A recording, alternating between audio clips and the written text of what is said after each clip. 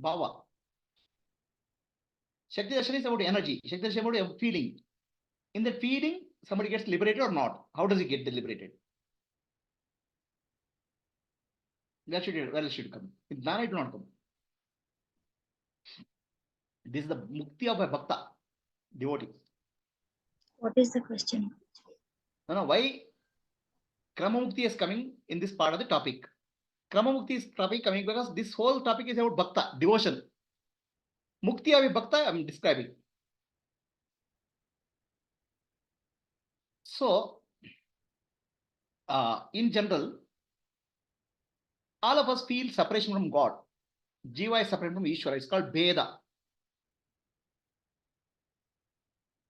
When I feel I am related to God, but still separate, it's called Veda. When I and God are one, it's called Abheda, non-duality. Huh? Stage is Veda. Ashwini's eyes are very sharp.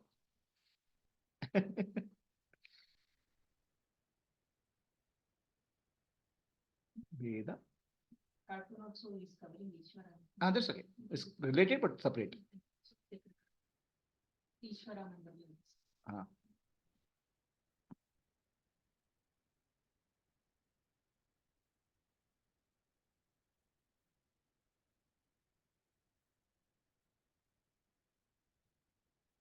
So which part of journey you are? Okay. That's how you relate to God. A person who is sense of Veda, he enjoys chanting, he also enjoys puja. Okay. A person who is in the stage of Veda, he moves towards inner upasana. A person who is in the stage of 3, he goes to Jnana. So this is outer upasana or what you call it, puja. This is inner upasana and this is Jnana.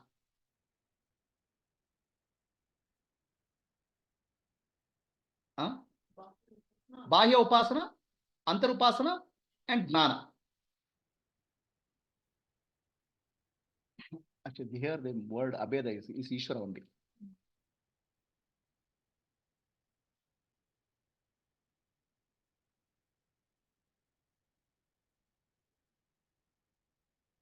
Are we clear? Ishvara with form. The sun is denoting what? Sun is denoting Ishvara with form. Okay.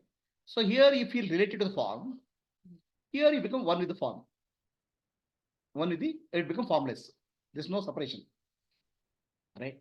So in general, there are 3 stages: Veda, Abheda. Any spiritual system can fit it into this. Dvaita in Veda, Vishishtadvaita in Veda, Advaita in Abheda. So this Veda, Abheda teaching is originally given by Shiva to Parvati. Okay. And from this Veda, Abheda, entire system of spirituality and religion has come in the world. Everything is variation of these 3. In Veda stage is inner worship. Veda stage, outer worship. Abheda stage is Jnana. In general, these are the only 3 categories. Is it clear, Ashwini? No, there's no person.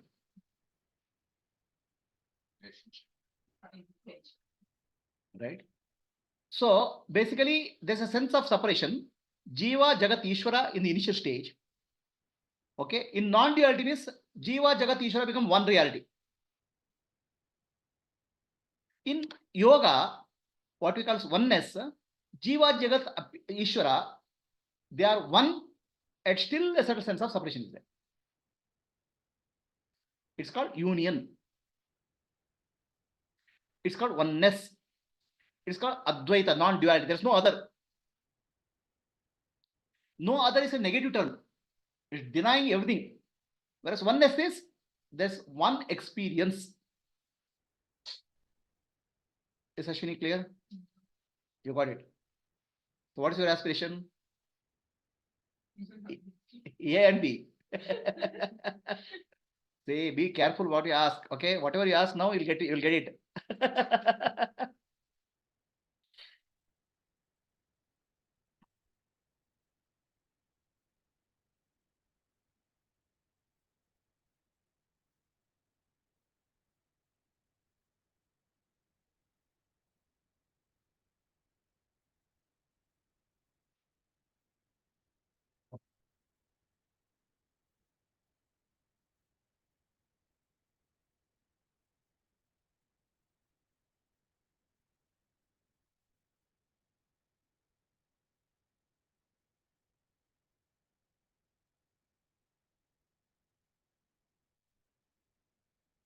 Hmm? Veda. Beda Beda. And finally, it will be Beda Beda only. A Bhakta will remain Beda Beda. Even though he calls us oneness, Sayujya, still it's a Beda Beda. Some amount of subtle amount of, he won't feel very comfortable. Subtle distinctness. So, I'm waiting for her to join. My God, Huh? my God feeling will be there by My and God.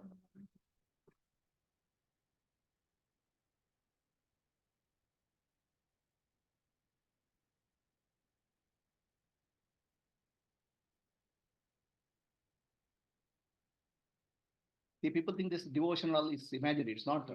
It's an experience. Because these are deities are realms of experience. As long as in duality, they're all real. vibrations are real. Yeah. Giving it a description, name and form, that is unreal. Yeah. But the higher and higher level of evolution, all these are real. As long as in duality. Once you become Advaita, they're all, we can say, only God is there, Brahman is there. Subject object duality, these are all inner experiences. We cannot deny that inner experience to anybody. Whether I may not be comfortable with inner experience is different, but is that inner experience doesn't exist for somebody is not true.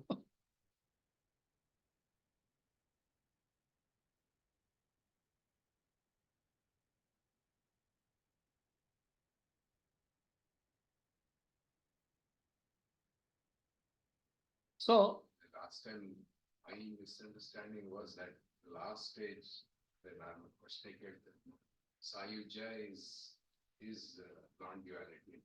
Sayuja is not non-duality. You clarified last. Yeah. So basically, everybody starts with the Veda. I am separate from God. Okay. And I want to unite with God is called yoga. So the entire journey is yoga. Okay. Yoga is progressive. Yoga you take, separation is real. So Jnana you take, separation is unreal. When you have understood separation is unreal, you start a Jnana journey. When you take separation is real, you start the yoga journey. I want to unite with God. Okay. That's called Veda.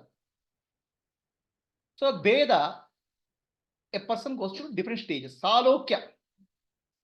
Salokya means he will invoke the deity in his life, in his puja room, in temple. Deity in my world. My world is my puja room, my temple. I'll invoke the deity, offer Naivedya, all the things, Salokya. Samipya is I feel close to deity, means I am able to interact with the deity, like Ramakrishna Paramahamsa used to interact.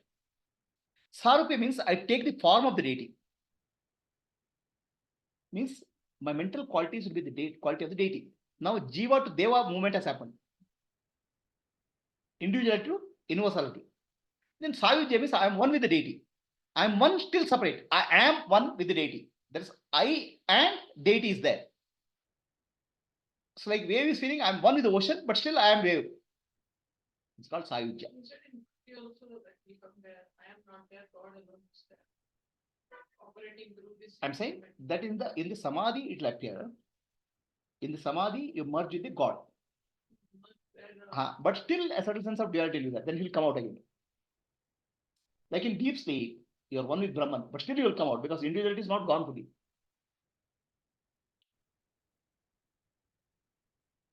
Right?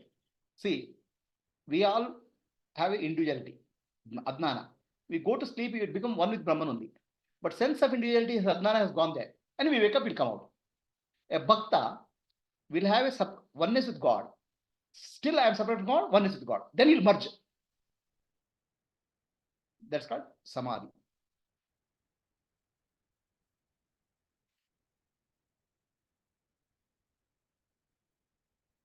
So, is this clear to all? Anybody has a question on this?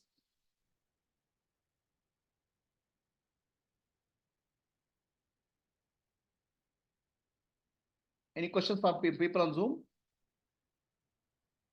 Manasa, Gayatri. No questions, Guruji. Very clear. Okay. This is Mukti of a Bhakta. While living, he goes through Salokya, Samipya, Sarupya. Okay, and to sometimes Sayujya also. After death, he will go to the loka of the deity. In first level, deity will come to his loka, deity will come to his world. Second level, after death, he will go to loka of the deity. Prabhuji, I have one question. That is regarding the continuation in upasana. Like last class, you mentioned like the continuity is very important while we are doing upasana. Correct. Sometime we go like out of our home or some travel things. Yeah. Is it Mental. to miss in those times, or it's very important to maintain? I'm saying you will feel uncomfortable, Okay. right? You do it mentally. You'll do it in some smaller way, Okay. right? Ultimately, it's your mental comfort is your guide, no? Okay. Okay. Right? And also like in Hindu way, like we have some restriction on some days, like not to worship God. So should we follow that or not to follow that? I'm saying that worship all efforts to outer. Inner, there's no problem. Inner, the chanting of God's name, puja, meditation, nothing, no problem. As long as your mind is in comfortable state. Okay. Okay. Got it. The outer is from the society point of view. Inner is from your point of view. Inner, there's nobody comes and questions you. Okay. Okay. Hmm? Yes. Yes. Understood, Guruji. Thank you very much.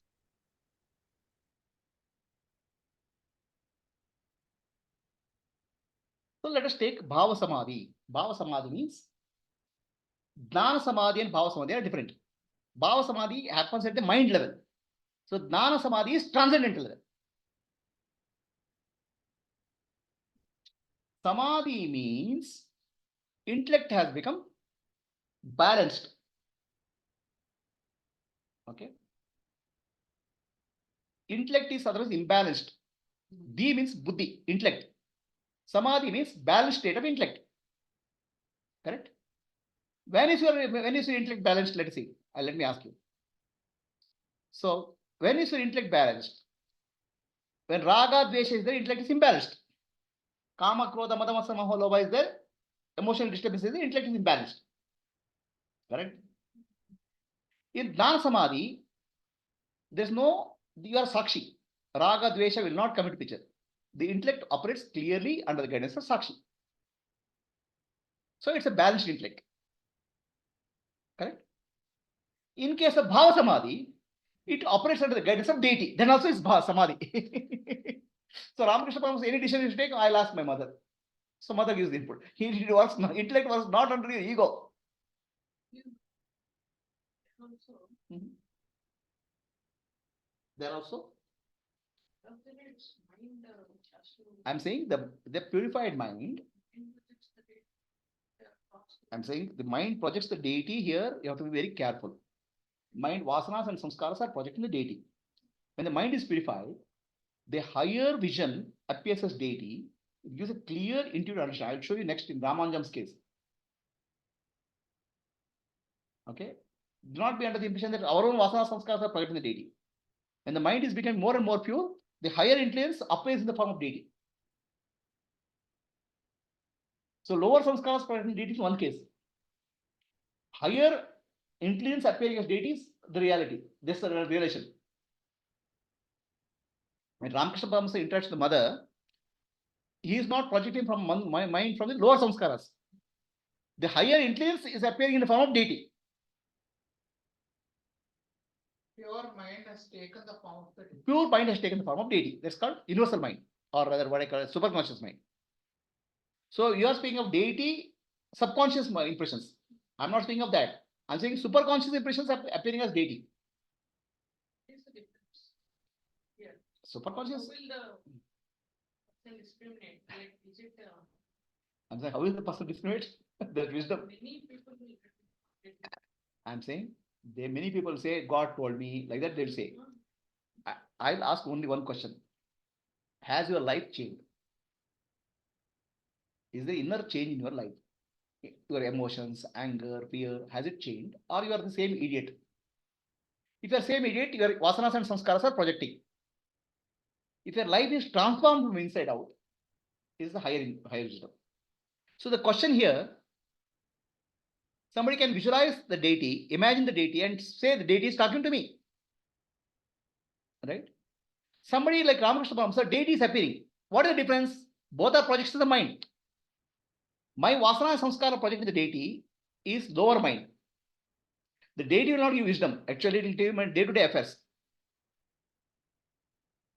I had one person visiting me, telling me I'm able to see Ramana Maharshi everywhere. Can you see Ramana Maharshi? Yes, yes, sir. Ramana Maharshi is sitting there. I'm able to see Ramana Maharshi.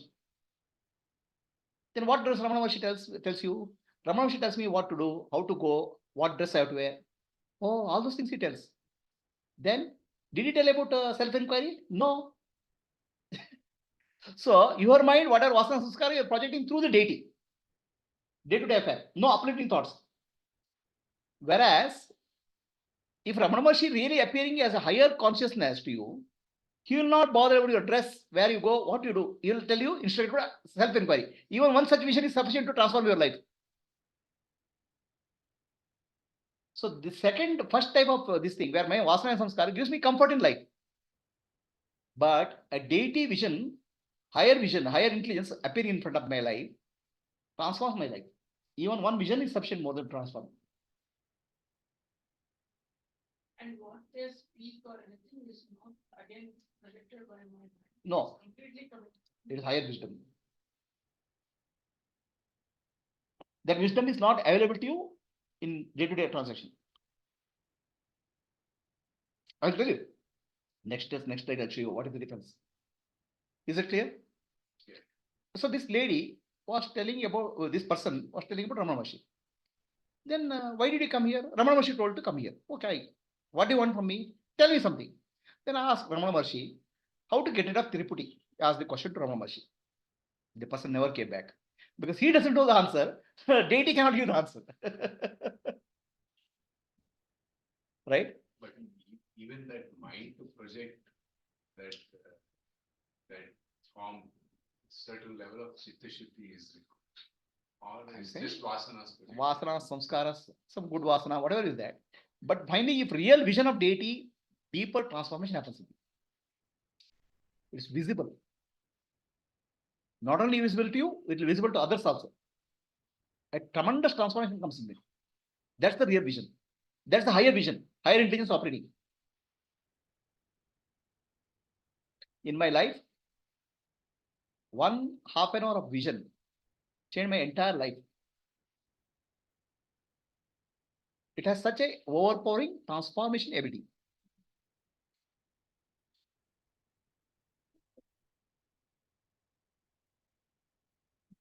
For me, the inner energy movement gave me the vision of oneness. That was sufficient to flip my entire outlook to life. Perspective life. It's not a progressive. It's like a jump, leap. A deity vision will be like a leap. Okay. The question is there on Zoom. What is the question? Because he doesn't know how can the deity answer. What does it mean?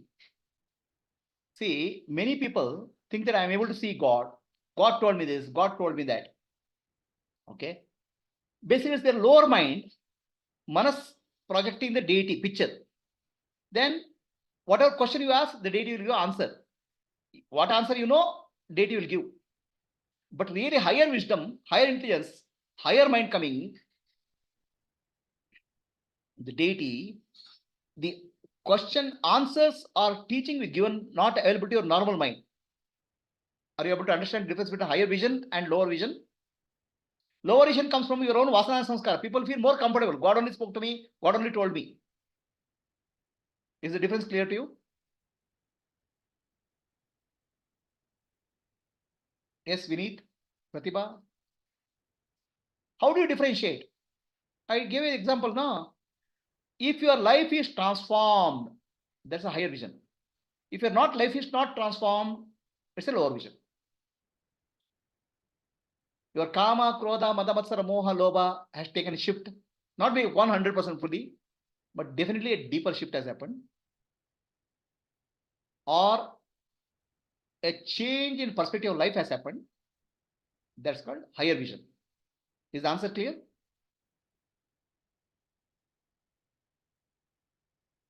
So, Prabhuji, all the Shrutis are from a higher vision. All the Shrutis Shrutis. are higher vision, yes. All the Shrutis are from highest reason, not mental projections.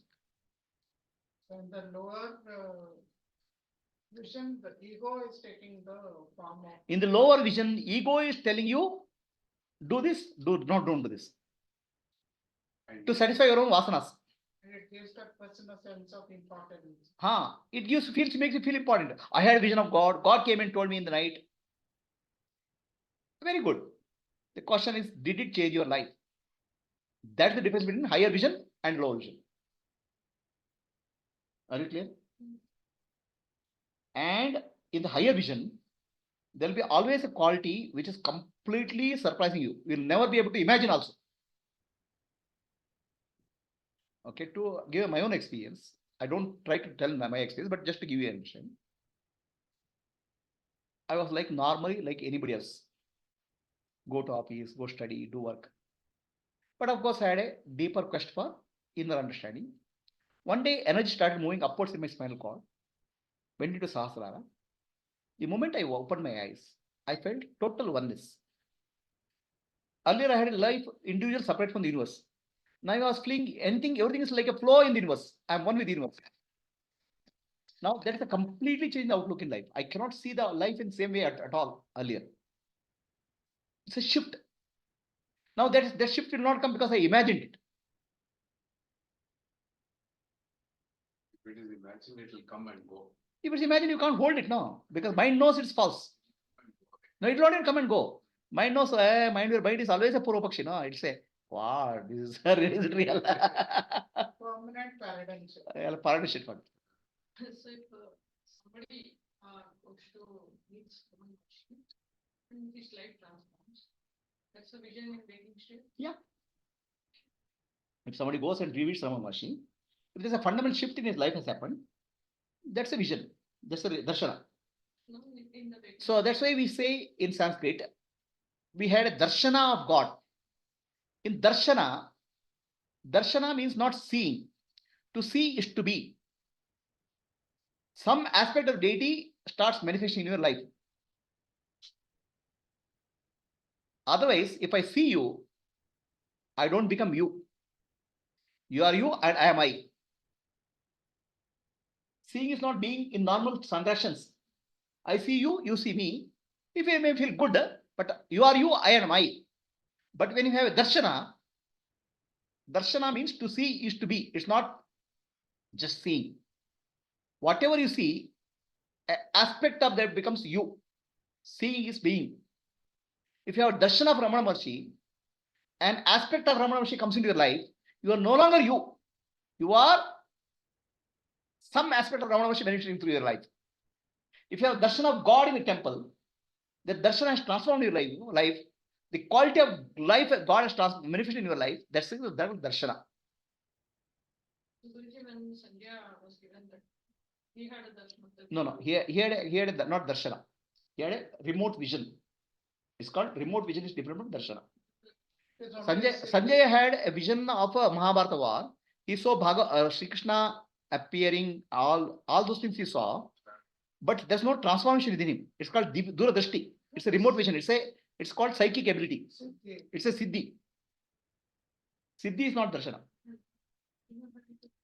Arjuna had a darshana. What Arjuna had a darshana. A part of him got chained. Then he became ready for the war. Okay. So anybody has a question? Darshana, our higher mind projecting, higher mind appearing, or that what is called superconscious mind appearing as vision, and our lower mind appearing. Lower mind gives us some suggestion, thoughts and all, but that doesn't transform your life. It gives some comfort in life. But higher mind, deeper transformation happens. Is that clear to all? That's called darshana. ಗುರುಜಿ ದರ್ಶನಕ್ಕೂ ಸಿದ್ಧಿಗೂ ವ್ಯತ್ಯಾಸ ಏನು? ಸಿದ್ಧಿನಲ್ಲೂ changes ಆಗತ್ತಲ್ವಾ? Darshanadalli, darshana is not about siddhi. Darshana is your inner transformation. Kama, Krodha, Mada, Matsara, Moha, Lobha. Okay, your sense of love and compassion, they will appear, change, shift agate. Darshanadalli. Siddhi is a mental power. You are like, you may be same idiot, but having some superpower like Ravana. Okay. Ravana is example of a siddhi. He had a lot of siddhis, but he is very evil. Vibhishana is an example of transformation. He was an asura, but he had divine qualities. Are we clear? Guruji, inner change. Inner change, inner divine qualities. That's why he said Jiva to Deva. Mm.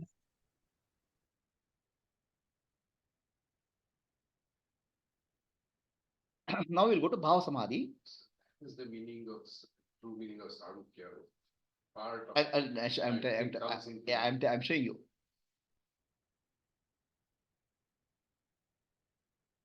It's called Bhava Samadhi.